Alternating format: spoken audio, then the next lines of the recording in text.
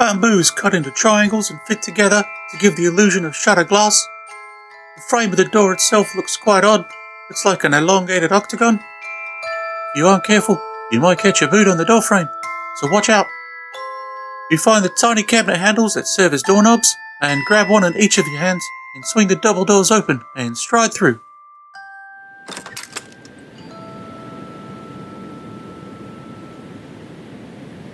It appears that you have succeeded your mission, more or less, in the Land of Sweets, meaning that your goodwill journey will continue to the Land of Gifts Ungiven, the next stop on your tour before the City of Coal. After the rains in the Land of Sweets, there was a part of all of you that wanted to stay and help, but you were waved off quickly, especially given how imperative it is that the Christmas spirit is repaired, for lack of a better term. So you hook Halley up once again to your sleigh, and she begins to bound and prance, and you are off again into the sky, heading towards your next destination. As you travel, this air, these clouds, the sky, it's more turbulent than your journey to the Land of Sweets. The skies look grayer. Not quite dismal, but that sort of look after a long snow, where the sun is sort of struggling to peek through the clouds, but it still sends everything into this beautiful glitter. But you can only appreciate that but so much when the thing's going up and down and, bouncing about in the air. It is here that we find you now. In the sky. Hopefully staying in the sky. At least until you get where you're supposed to be going. G.U.M.D.R.O.P, you okay? Rather not talk about it. Cedar? Yeah, I think I'm getting used to it. Halley, is there any smoother air coming up, though? I don't know. I'll try. Okay. I think I'm about to get frosting all over me. We should be careful when we get here. I didn't expect anything like those snowflakes. That was pretty bad. Your journey continues, all of you kind of going in and out between conversation and silence as you muse about what's led you to the point so far. At least those of you who are capable of musing. Some of the folk are a little bit more no thoughts, just vibes. It is not terribly long before you set down in what you know is the, for lack of a better term, landing pad for the Land of Gifts Ungiven, but you see surrounding the area what could only be described as a veritable battalion of tin soldiers, all armed and ready. They all look like they're watching something, and they eye you with suspicion the second that you all land. What do you reckon all this is? Can we see what they're watching? They're looking both out around the area and up towards you. Like, you can tell that you're being watched as you're coming down, but they also seem to be surveying the area. As you look further, you can see that there seems to be some kind of hubbub. Like, there are a lot of official groups and soldiers wandering around looking... Panicked is not the correct word, but their energy is absolutely a flurry. Is there one that looks like in charge? You don't see a tin soldier that looks to be in charge, but among them you see standing tall is a nutcracker, looking around with this big wooden frame and this weirdly thin, long beard. Once we land, I'll nudge Cedar. Come on, you come with me. Yeah, all right. And she's gonna hop down. The nutcracker is going to march up to you and salute before dropping his arm down officiously. You were expected. Oh, fantastic. Yeah. It is unfortunate that we are not able to give you the welcome that we had originally planned, but unfortunately, we are in a bit of a minor crisis. It might be best for you to continue moving on. Is there any way we can help? He looks suspiciously at Halley and then back at you. I believe there is nothing you could do. I mean, we can do a lot. My friends here did save the spirit last year, so I wouldn't underestimate them, certainly. He looks around at the other tin soldiers and kind of nods at them, but it's sort of like a stiff bow sort of deal, because nutcrackers don't really have detached necks, so he's got to move like sort of the whole torso. They march away for a moment, and he softens his effect just a little. With your friend there, and he nods over at Halley, it might be best if you all continue. I believe that everyone is going to be very wary of any reindeer around these parts. Halley is the nicest reindeer. With all due respect, she can help. Unfortunately, he kind of like looks around. Our leader has been killed, and we are positive it was by a reindeer. That can't be right. I wish it was, but she's been run over. If this is not cut out, audience, I need you to understand that not only did everyone pause and turn away from their mics, Austin scooted his chair out of frame. Austin disappeared. Yeah.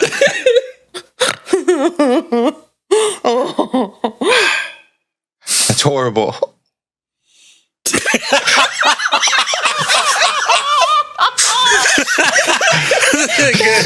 Good effort, Austin. Honestly, you brought it in. Nar. Well, is there anything you can do to to guide us so we can help the Christmas spirit around here? We've heard that it's not like it used to be. I can see why. It seemed to be in some level of recovery. He looks back at the largest concentration of figures. You can see that they're all sort of crouched, hunched, or looming over a figure that's on the ground. It is blessedly not super visible, but I'm not sure if that will maintain after, he looks back, after this death. What evidence led you to believe it was a reindeer? There are some clear hoof prints. I don't know that I'd recommend it. You are welcome to investigate the scene if you'd like, but I wouldn't recommend. Cedar's gonna look at Jack. Maybe Halley can give us a little insight. Are you going to show Halley a corpse, you absolute monster? You can't do that to Halley! I'm gonna have Cedar show her. You want to show a baby? Monster! I am She's a grown like 3 years old! I am a grown adult, a full year and a half. This should be you, Jack. You're already jaded. Why are you like, hey, you know the purest beings that are my party? They should be the one investigating it.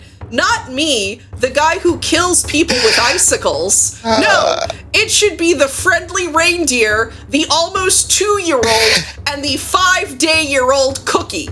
Fine. I'll go check it out. Jack, as you approach the figure, you notice that blessedly it is covered by a large blanket. One that looks to be hand-knitted, and in some parts it was repaired with darning. It's a very wholesome, folksy, lovely little gift that is now smeared with blood. Everyone around you eyes you sort of warily, but makes room for you to investigate. Yeah, I'll keep looking over my shoulder at everybody and just be like, sorry. Kneel down, lift up the quilt. All right, roll for investigation for me. All right. Cedar is following 2 feet behind Jack. Completely silent, by the way. Investigation, I got 12. You're able to tell a couple of things. One, you can see impact points that do have the shape of a reindeer's hoof. You can see what this person might have looked like before. You can see a knitted woolen shawl. You can see a pair of spectacles that have been crushed. But you also see, in a couple of spots, something smeared black and dusty on the body. More coal. I'll walk back over to my group. You get immediately jump scared by Cedar, who is standing 2 feet behind you. Cedar. Sorry, I wasn't sure what to expect. I've never seen anything like that before. Well, I hope you never have to see anything like it again. And I put a hand on her back, turn her away, but I whisper to her, there was coal. Oh, like with the bells. Yeah. So maybe it wasn't a reindeer doing this of its own volition. Oh, man.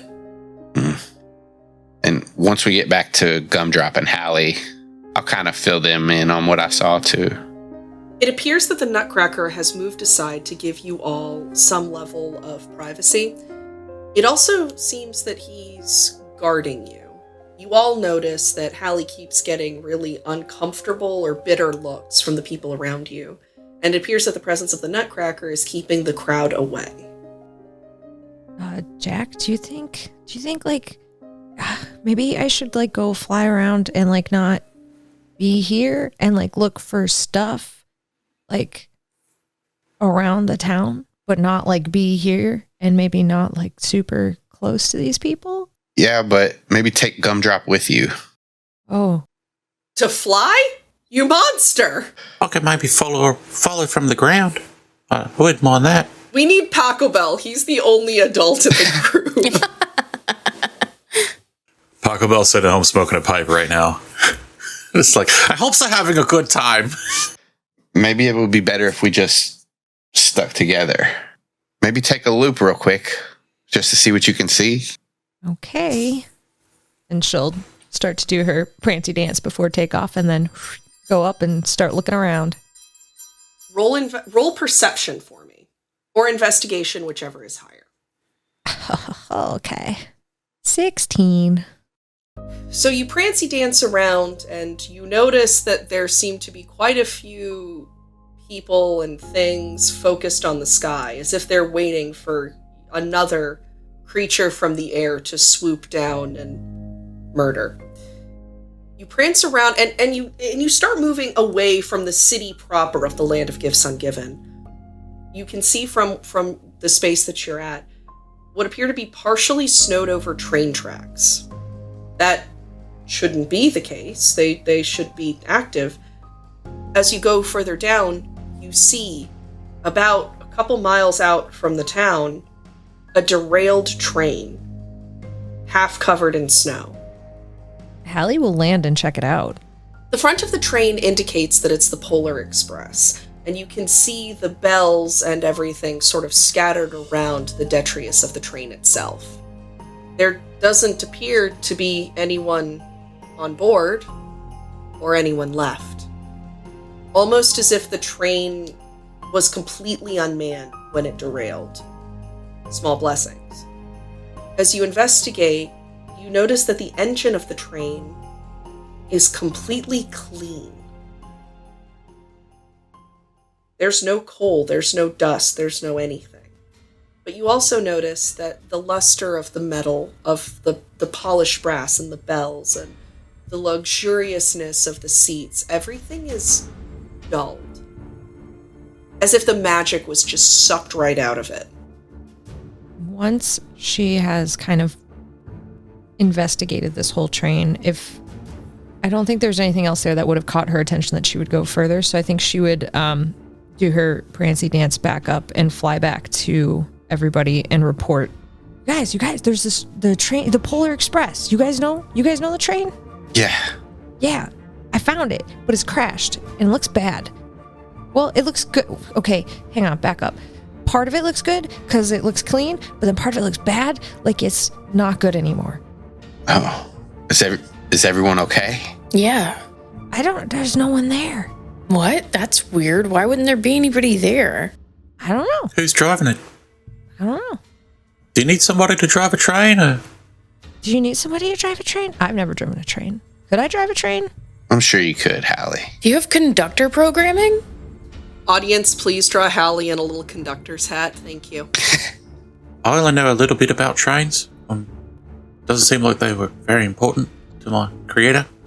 What parts were clean? What parts were not clean? Oh, the engine. The engine was super clean. Like it was like new metals. And it's not that the rest of it wasn't like dirty, but like it was like it's not got the Christmas spirit in it. Like it's just like a train. Oh no. Maybe like the lake. The lake had a bunch of Christmas spirits in it. Well, they didn't have those spirits didn't have the Christmas spirit. G.U.M.D.R.O.P. Okay, if you say so. Maybe we should let the old Nutcracker know. Yeah. Do you want me to tell him? If you want. I'll bring him over because he seems cool with you, but Yeah. I don't know. I'm kind of getting some weird vibes from everybody else. Yeah. I agree. Vibes are weird. And Cedar's gonna huddle over to the Nutcracker. You can tell he sort of notices your approach before he turns. And he turns sort of halfway, still keeping his eye on the people around you, but is acknowledging that you are there. Yes, ma'am. Our friend Halley, it appears that she's found something. It's the Polar Express. We lost contact with the Polar Express some time ago. Well, she found it. He's going to do a quick whistle, and a couple of the tin soldiers are going to come to him. He mutters something to them, they nod, and trot off. He turns. All right. Can your friend take me there? Oh, yeah, absolutely. Are you afraid of flying? I've never flown before. I would not know. Oh, boy, howdy, hold on tight. It's awful. Confused, he sort of reaches out his little wooden hand and, puts it on Cedar, looking confused as to how that will help him fly. All right, yeah, I'll take you there.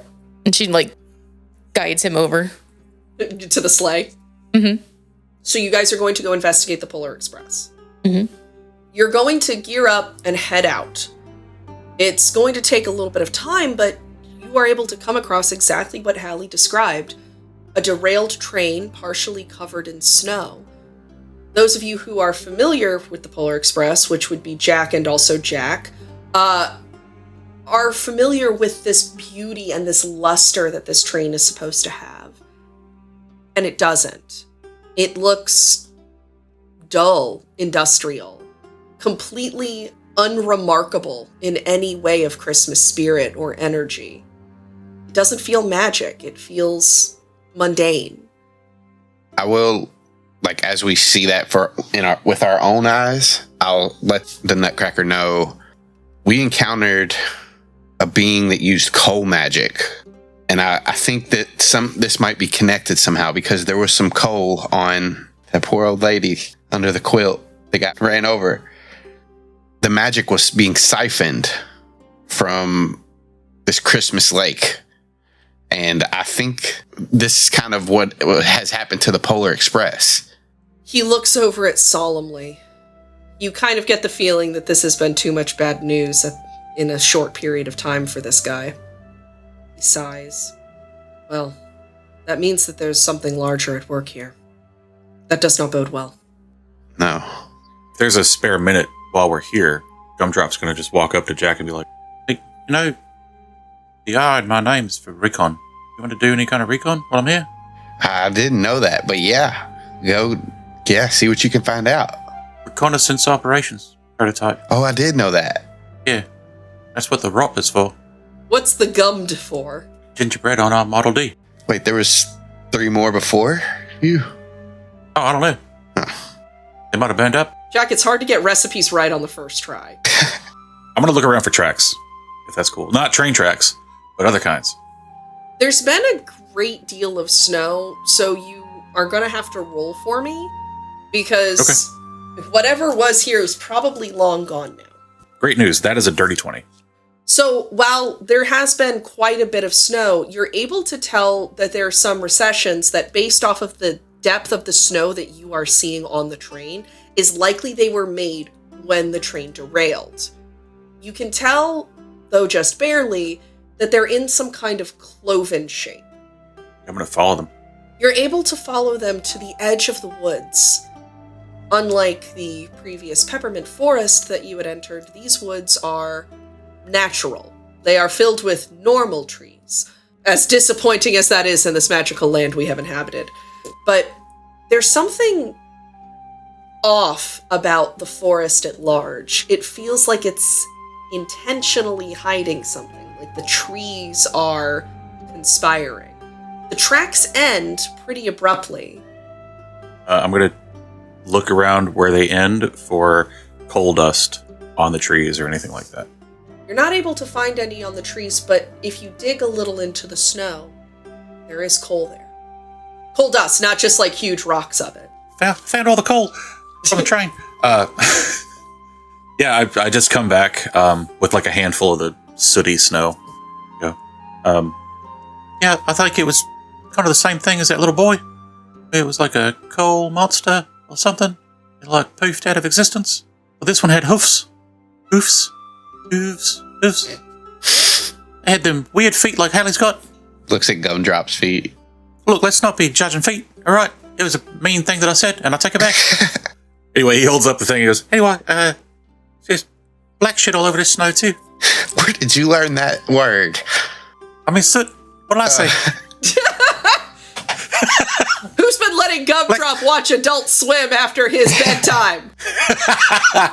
There's black soot all over the snow too. That's what I said. All right. We won't tell Paco Bell. You've investigated the train and the tracks leading away from it. You know that there is no coal to be found here, nor, more importantly, Christmas spirit. Whatever magic that powered this train once is gone. Quiet. For lack of a better word, dead. As is the smear of the leader of the Land of Gifts Ungiven. With this new information, you now have more to go on. Whatever happened here, it appears, has been tied into what happened at the Land of Sweets. You knew something bigger was going on, but its scale increases with each discovery. Good luck.